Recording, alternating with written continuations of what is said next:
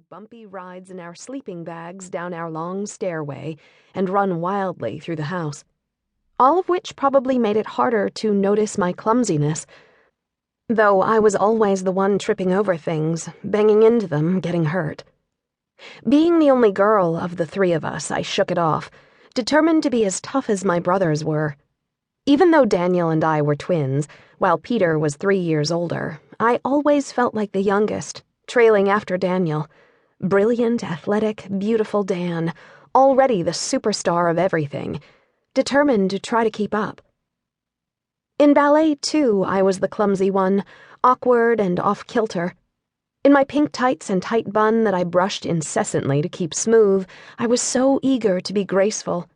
But no matter how hard I tried, I could never maintain my balance while holding my positions, or float across the floor like the other girls. My stern, ramrod-straight instructor scolded "Rebecca" so often that I began to sneak out of class, hiding in the dressing room and eating my snack of goldfish crackers in an attempt to avoid further humiliation.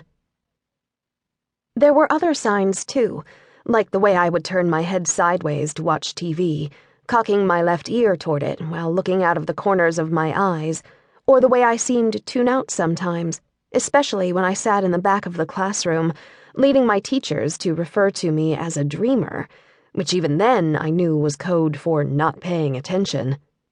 But none of this was out of the ordinary enough to catch anyone's attention in our busy, noisy household.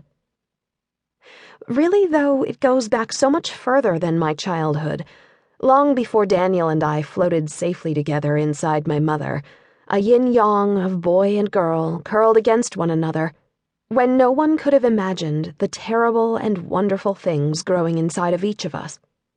Back to Eastern Europe, most likely Kiev, where both of my parents had ancestors. Their numbers shrunk from countless pogroms. Cousins would marry and carry with them a single mutated gene that ended up here, inside of me, invisible, until at 12 I started having trouble seeing the blackboard.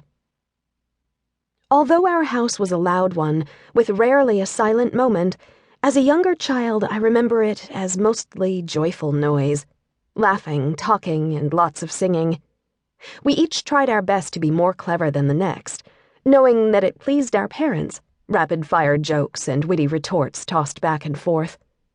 My mother had at one time sung professionally, and we would often crowd around her at the piano, belting out show tunes as dramatically as if we were on Broadway, until she would stand up and lead us singing and dancing up the stairs to do our homework.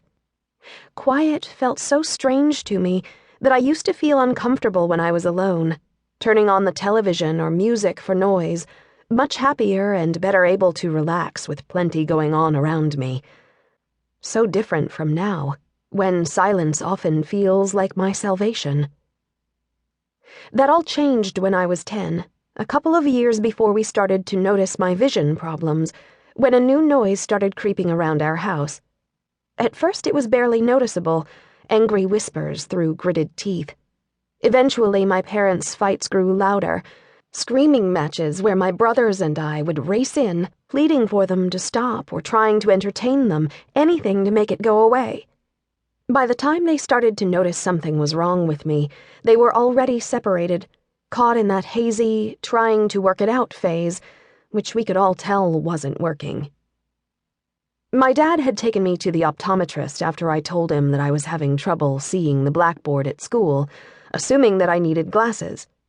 The doctor had frowned through much of the exam, a look I've gotten to know well over the years, and at the end of the appointment told my dad that he had seen something in the back of my eye that needed to be examined more thoroughly, but he didn't have the equipment or the expertise to properly evaluate it. So we were referred to an ophthalmologist, and then another one, and another.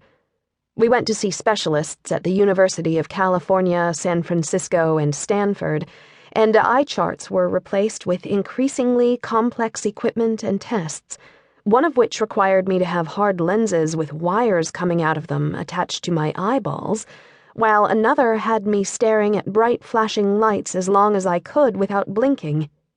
I kept thinking, all this just to get glasses? Each time I waited for the doctor to come out with a smile.